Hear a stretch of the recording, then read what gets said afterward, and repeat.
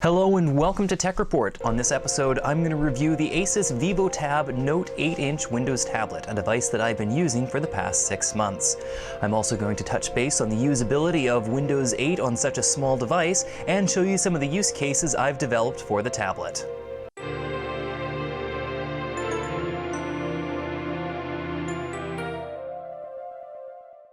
Over the past 5 years, since tablet computers started to gain in popularity, I have experimented with a few, trying to find one that was just right for myself. My first tablet computer was an Arcos 7-inch, followed a few years later by a BlackBerry Playbook. The issue I had with both of those tablets was the usability factor.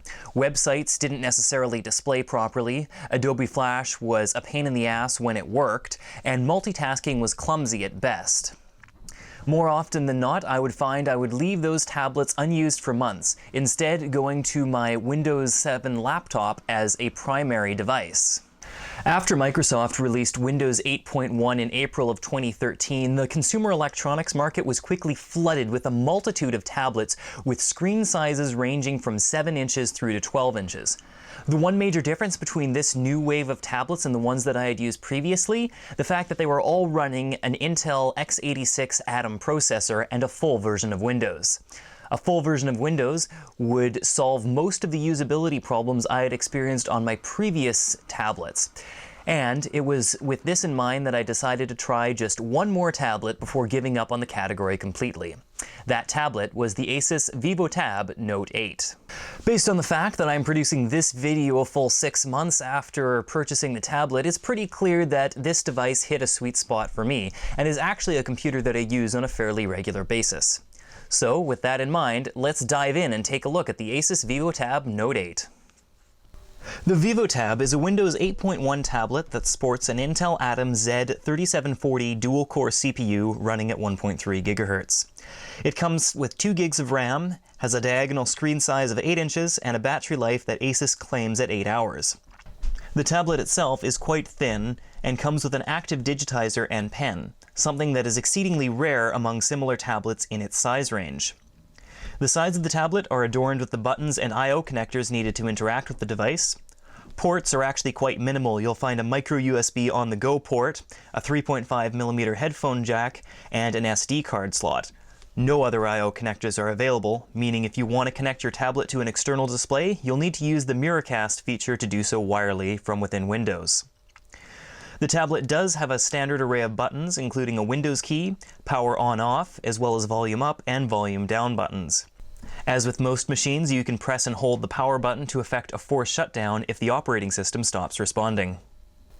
The face of the tablet measures 8.5 by approximately 5.5 inches and contains the screen along with 2 blank areas on either side. The blank spaces actually make extremely convenient handles when operating the tablet. The built-in speakers are located on the back of the device, and the tablet also has 2 cameras, a 5-megapixel rear-facing camera and a 1.2-megapixel front-facing camera to use with Skype or other video chatting applications. Both cameras work as advertised, and the rear one can also record 720p video.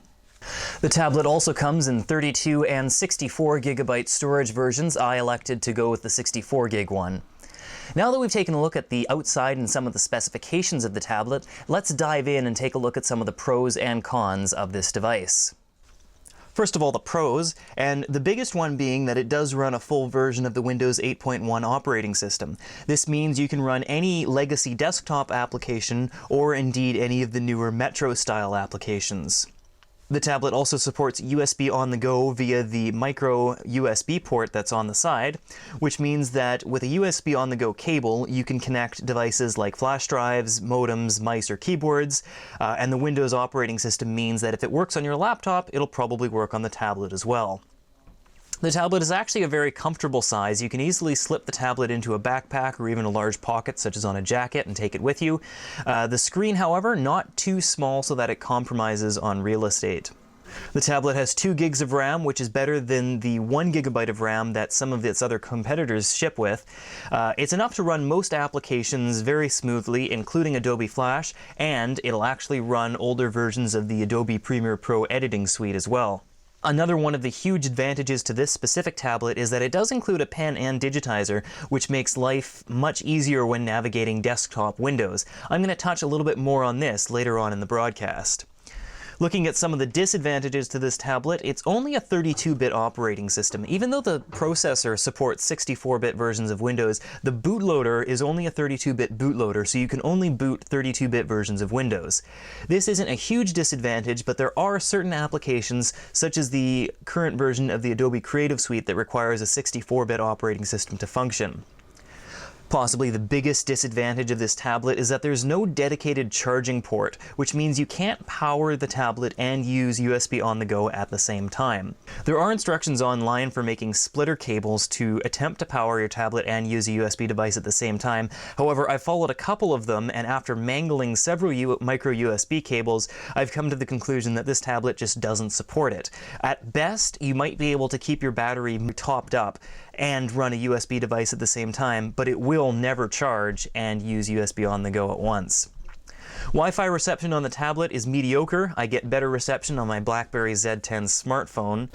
A final disadvantage is that there's no option to add 4G LTE wireless, which isn't specific to the Asus VivoTab. It seems to be common across all 8-inch Windows tablets available on the market today. And a couple of other items of note: the battery life on the tablet is acceptable. I get about 5 hours of real-world usage with the screen at 30 to 35% brightness, doing moderate web browsing, wireless enabled obviously, with some flash animations and videos running.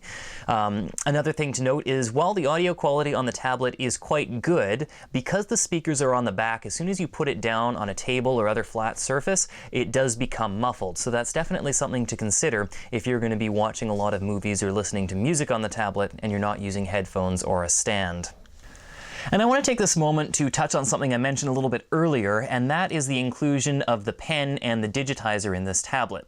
If you've ever used Windows 8 or in desktop mode or Windows 7 on a touchscreen, then you'll know that navigating the settings menus and within Windows and within third-party applications in the desktop with your finger is going to give you a bad time. It's very difficult to do. Now, when I was buying the tablet, I knew that I would be spending most of my time in the Windows 8 desktop, so I was specifically looking for a tablet that came with an active stylus and a digitizer, and I was not disappointed. Now, there are a variety of styluses that you can buy for a capacitive touchscreen. However, none of them are going to give you the same granular level of control that the active stylus and digitizer will. Bottom line is, if you're going to be using Windows 8 in the desktop mode, and let's face it, using the desktop mode is the primary reason for buying a Windows tablet, then you're going to want to get something with an active digitizer and a pen. As mentioned in the intro, I'm going to touch briefly on the usability of Windows 8 on such a small device. And if you're skeptical about using a mainly keyboard and mouse oriented operating system on a touchscreen, you're not alone. I was also skeptical when I first purchased the tablet.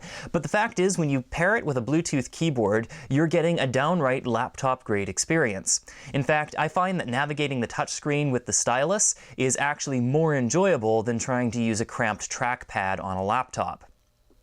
Of course, operating the tablet without a keyboard can be done as well, and that too is not too bad of an experience. Just don't expect to be doing it with one hand, and the keyboard is a little bit large and clumsy to deal with. So what do I use my tablet for? Well, I originally purchased it to use on the long bus trips that I make on a weekly basis between Nanaimo and Victoria, BC. When paired with a USB LTE modem, I use the tablet to browse the internet, administrate servers using the VMware vSphere client, remote desktop, and VNC. I use it to check my email using Mozilla Thunderbird, and I use it to watch movies. Basically, I can do everything I did on my Lenovo X220T laptop computer on that tablet, with the exception of gaming. And the small form factor of the tablet means I can take it with me just about anywhere I go. In conclusion, the Asus VivoTab Note 8 is an 8-inch Windows tablet that runs an x86 Intel processor and runs a full copy of the Windows OS. What sets this tablet apart from the competition is that it includes a pen and active digitizer, which makes navigating the desktop mode in Windows 8 a breeze. Battery life on the tablet is solid, and the screen layout is more than acceptable. And as long as you can get over the fact that the tablet will not let you use the USB port and charge your device at the same time, and that the copy of Windows is only 32-bit, then it is definitely a worthwhile investment. For Tech Report, this is Christopher reporting.